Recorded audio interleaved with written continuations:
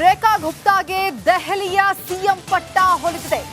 Delhi CM ಪಟ್ಟವನ್ನ ಗಿಟ್ಟಿಸಿಕೊಂಡಿದ್ದಾರೆ ರೇಖಾ. ಸಾಕಷ್ಟು ಕುತೂಹಲ ಇತ್ತು ದೆಹಲಿ ಸಿಎಂ ಯಾರಾಗಬಹುದು ಅಂತ.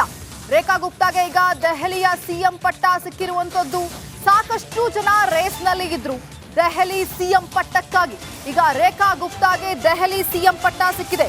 ದೆಹಲಿಯಲ್ಲಿ ಸುಮಾರು 27 ವರ್ಷಗಳ ಬಳಿಕ ಬಿಜೆಪಿ ಗದ್ದುಗೆಯನ್ನಾಯಿತು. ಈಗ ಯಾರಿಗೆ ಸಿಗಬಹುದು ಸಿಎಂ ಪಟ್ಟ ಅನ್ನುವಂತಹ ಪ್ರಶ್ನೆ ಎದುರಾಗಿತ್ತು. ಸಾಕಷ್ಟು ಮಂದಿ ಆ ಒಂದು ರೇಸ್ನಲ್ಲಿ ಇದ್ರು. ರೇಖಾ ಗುಪ್ತಾಗೆ ಈಗ ದೆಹಲಿ ಸಿಎಂ ಪಟ್ಟ ಒಲಿದಿರುವಂತದ್ದು.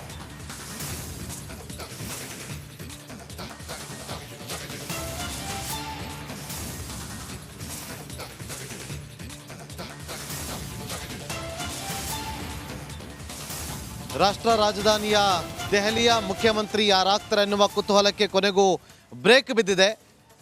ಮತ್ತೊಮ್ಮೆ ಮಹಿಳೆಗೆ ಅವಕಾಶವನ್ನು ಕೊಡಲಾಗಿದೆ. ರೇಖಾ ಗುಪ್ತಾಗೆ ದೆಹಲಿ ಸಿಎಂ ಪಟ್ಟ ಗಿಟ್ಟಿಸಿದೆ. ರೇಖಾ ಗುಪ್ತಾ ABVPಯಿಂದ ಹೋರಾಟಗಳ ಮೂಲಕ ಬೆಳೆದು ಬಂದಂಥವರು. ಈ ಬಾರಿಯ ಚುನಾವಣೆಯಲ್ಲಿ ಮಹಿಳಾ ಮಣಿಗಳ ಮತಗಳನ್ನು ಸೆಳೆಯುವಂಥ ಕೆಲಸವನ್ನು ಮಾಡೋದ್ರಲ್ಲಿ ರೇಖಾ ಗುಪ್ತಾ ಬಹಳ ಪ್ರಮುಖ ಪಾತ್ರವನ್ನು ವಹಿಸಿದ್ರು. ಇವತ್ತು ಬಿಜೆಪಿ ಮೀಟಿಂಗ್ನಲ್ಲಿ ಅವರಿಗೆ ಮುಖ್ಯಮಂತ್ರಿ ಪಟ್ಟ ಅಂತೇಳಿ ಘೋಷಣೆ ಮಾಡಲಾಗಿದೆ. ನಾಳೆ 12 ಗಂಟೆಗೆ ಪ್ರಮಾಣ ವಚನವನ್ನು ಸ್ವೀಕಾರ ಮಾಡಲಿದ್ದಾರೆ. ಒಟ್ಟು 6 ಜನ ಸಚಿವರು, ಜೊತೆಗೆ DCM ಹಾಗೆ CM. 1 ಲಕ್ಷ ಜನ ಸೇರುವ ಸಾಧ್ಯತೆ ಕೂಡ ಇದೆ ಅಂತ ಹೇಳಲಾಗ್ತಾ ಇದೆ. ಜೊತೆಗೆ 50 ಜನ ಸೆಲೆಬ್ರಿಟಿಗಳು ಕೂಡ ನಾಳಿನ ಪ್ರಮಾಣ ವಚನ ಕಾರ್ಯಕ್ರಮದಲ್ಲಿ ಭಾಗಿಯಾಗಲಿದ್ದಾರೆ. ರೇಖಾ ಗುಪ್ತಾಗೆ ದೆಹಲಿ ಸಿಎಂ ಪಟ್ಟ. 4-5 ಜನ ದೆಹಲಿ ಸಿಎಂ ರೇಸ್ನಲ್ಲಿದ್ರು. ಈ ಬಾರಿ ಯಾರಿಗೆ ಸಿಗುತ್ತೆ ಯಾರಿಗೆ ಒಲಿಯುತ್ತೆ ಅಂತೇಳಿ. ಆದ್ರೆ ಅಲ್ಲಿ ಪ್ರಮುಖವಾಗಿ ಇದ್ದಂಥದ್ದು ಮಹಿಳಾ ಮಣೆ ಆಗ್ತಾರೆ ಅಂತ ಹೇಳಲಾಗ್ತಾ ಇತ್ತು.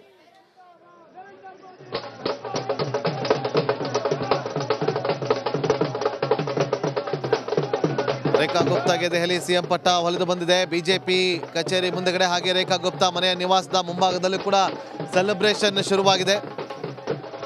ಕುಣಿದು ಕುಪ್ಪಳಿಸಿದ್ದಾರೆ.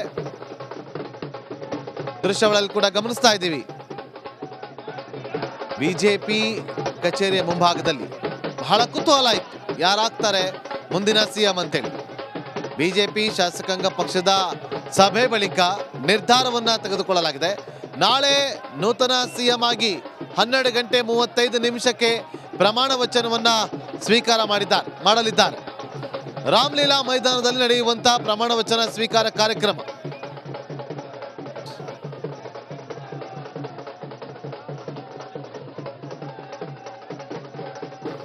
ರೇಖಾ ಗುಪ್ತಾಗೆ ದೆಹಲಿ ಸಿಎಂ ಪಟ್ಟ ಸಿಕ್ಕಿದೆ.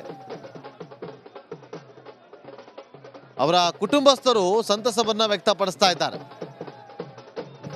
और दिल्ली की मुख्यमंत्री बनकर आज विश्व कीर्तिमान जो रखाया है, आज हमारी दीदी ने हमारा मान बढ़ाया है, पूरी दिल्ली का मान बढ़ाएगी और इस तरीके से काम होगी। मोदी जी के पद चिन्हों पे चलकर विकसित दिल्ली का कहेंगे। महिलाओं को क्या कहना चाहेंगे, क्योंकि महिला सब महिलाएं अपना काम वो करे, मेहनत करे, काम करे। अब वो घर भी देखती थी, बाहर भी देखती थी। तो सबको यही कहूंगी कि अगर आपके पास टाइम है तो आप बाहर भी समाज को भी टाइम दें, अपना घर पे तो देते हैं, परिवार को देते हैं, समाज को भी समय दें। मोदी जी का बहुत बहुत धन्यवाद। आज उन्होंने महिला सशक्तिकरण का जो एक इतना बड़ा उदाहरण देके पेश किया है, जो पूरे विश्व में प्रमाणित कर दिया है कि मोदी जी हैं जो महिलाओं का ख्याल रखते हैं। और रेखा जी महिलाओं के लिए स्वर्णिम काल कहलाएंगी, देख लेना उनका बहुत स्वर्णिम काल रहेगा। बहुत बहुत बधाई, बहुत बहुत बधाई। तो रेखा जी के परिवार वालों को आप सुन रहे हैं, काफी ज्यादा उत्साह देखने को मिल रहा है यहाँ पे। परिवार लगातार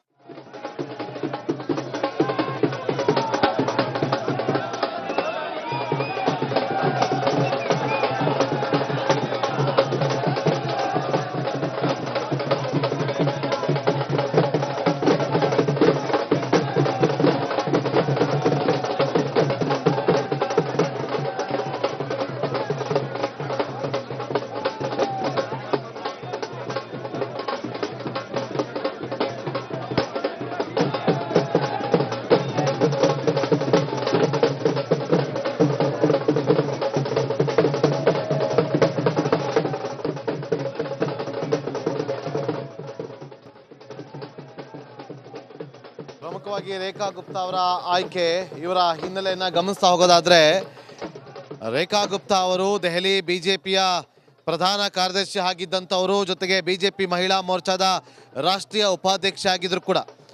ಈ ಹಿಂದೆ ದಕ್ಷಿಣ ದೆಹಲಿ ಮಹಾನಗರ ಪಾಲಿಕೆಯ ಮೇಯರ್ ಆಗಿಯೂ ಕೂಡ ರೇಖಾ ಗುಪ್ತಾ ಅವರು ಸೇವೆಯನ್ನ ಸಲ್ಲಿಸಿದ್ರು. ನೋಡಿ, ಗುಪ್ತಾ ಅವರು ದೆಹಲಿಯ ದೌಲತ್ ರಾಮ್ ಕಾಲೇಜಿನಿಂದ ಪದವಿಯನ್ನು ಪಡೆದುಕೊಂಡ ಬಳಿಕ 96-97ರ ಅವಧಿಯಲ್ಲಿ ದೆಹಲಿ ವಿಶ್ವವಿದ್ಯಾಲಯದ ವಿದ್ಯಾರ್ಥಿ ಸಂಘದ ಅಧ್ಯಕ್ಷರಾಗಿದ್ದವರು ಮತ್ತು ಪ್ರಧಾನ ಕಾರ್ಯದರ್ಶಿಯಾಗಿ ಸೇವೆಯನ್ನು ಕೂಡ ಸಲ್ಲಿಸಿದ್ರು. ಗುಪ್ತಾ ಅವರು ದೆಹಲಿ ಬಿಜೆಪಿ ಸಂಘಟನೆಯಿಂದ ಆಯೋಜನೆ ಮಾಡಲಾದಂತಹ ಅನೇಕ ಗಮನಾರ್ಹ ಕಾರ್ಯಕ್ರಮಗಳಲ್ಲಿ ಕೂಡ ಅವರು ಭಾಗವಹಿಸಿದ್ರು. ನೋಡಿ, ABVPಯಲ್ಲೂ ಕೂಡ ಗುರುತಿಸಿಕೊಂಡಿದ್ರು.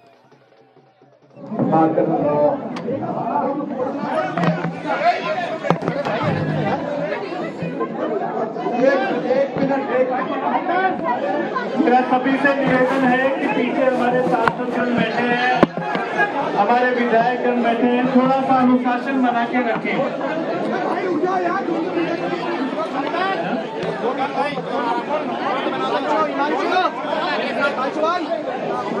चंदन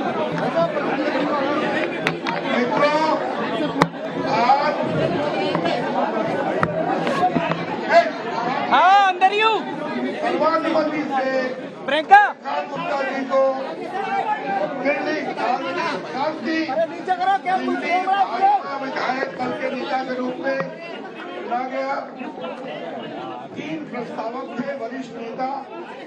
ನಾಳೆ ರೇಖಾ ಗುಪ್ತಾ ಅವರು ಪ್ರಮಾಣ ವಚನವನ್ನ ಸ್ವೀಕಾರ ಮಾಡಲಿದ್ದಾರೆ. ರಾಮಲೀಲಾ ಮೈದಾನದಲ್ಲಿ ಪದಗ್ರಹಣ ಕಾರ್ಯಕ್ರಮ ನಡೆಯುತ್ತೆ. ನಾಳೆ ಮಧ್ಯಾಹ್ನ 12:35ಕ್ಕೆ ಪ್ರಮಾಣ ವಚನ ಕಾರ್ಯಕ್ರಮ ನಡೆಯುತ್ತೆ. ಈ ಪ್ರಮಾಣ ವಚನ ಕಾರ್ಯಕ್ರಮಕ್ಕೆ ಸುಮಾರು 50 ಜನ ಸೆಲೆಬ್ರಿಟಿಗಳು ಆಗಮಿಸ್ತಾರೆ. ಆದರೆ ಬಿಜೆಪಿ ಆಡಳಿತವಿರುವಂತಹ ಕೆಲ ರಾಜ್ಯಗಳ CMಗಳು ಗೈರಾಗ್ತಾರೆ ಅಂತ ಹೇಳಿ ಮಾಹಿತಿ ಇದೆ. ಜೊತೆಗೆ ಸುಮಾರು 1 ಲಕ್ಷ ಜನ ಈ ಒಂದು ಪ್ರಮಾಣ ವಚನ ಸ್ವೀಕಾರ ಕಾರ್ಯಕ್ರಮಕ್ಕೆ ಸಾಕ್ಷಿ ಆಗಲಿದ್ದಾರೆ. ರೇಖಾ ಗುಪ್ತಾ ಅವರ ಜೊತೆಯಲ್ಲಿ ಯಾರೆಲ್ಲ ನಾಳೆ ಪ್ರಮಾಣ ವಚನ ಸ್ವೀಕಾರ ಮಾಡ್ತಾರೆ ಅನ್ನೋದು ಸದ್ಯಕ್ಕಿರುವಂತ ಕುತೂಹಲ. ನೋಡಿ, ಇವತ್ತು ನಡೆದಂತ ಬಿಜೆಪಿ ಸಭೆಯಲ್ಲಿ JP ನಡ್ಡಾ ಅವರು ಆಗಮಿಸಿದ್ರು, ಧರ್ಮೇಂದ್ರ ಪ್ರಧಾನ್ ಅವರಿದ್ರು, ಬಿಜೆಪಿಯ ಕೆಲ ಪ್ರಮುಖ ನಾಯಕರು ಕೂಡ ಇದ್ರು. ಬಿಜೆಪಿ ಮೀಟಿಂಗ್ ಅನ್ನು ನಡೆಸಿ ನೋಡಿ, ಬಿಜೆಪಿ ಮೀಟಿಂಗ್ ಅನ್ನ ನಡೆಸೋದಕ್ಕಿಂತ ಮುಂಚೆ ಪರಮೇಶ್ ವರ್ಮಾ ಅವರನ್ನ ಸೆಪರೇಟ್ ಆಗಿ ಕರೆಸಿ ಅವರ ಜೊತೆಯಲ್ಲಿ ಕೆಲ ಕಾಲ ಗುಪ್ತವಾಗಿ ಮೀಟಿಂಗ್ ಅನ್ನ ಕೂಡ ಮಾಡಿದ್ರು.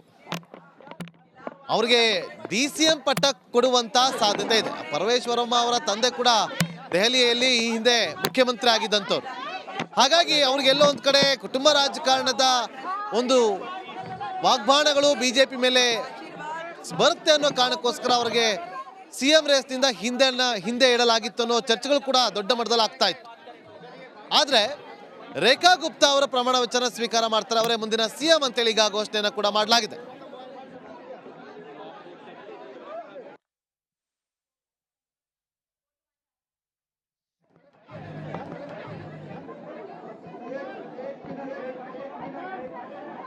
सभी से निवेदन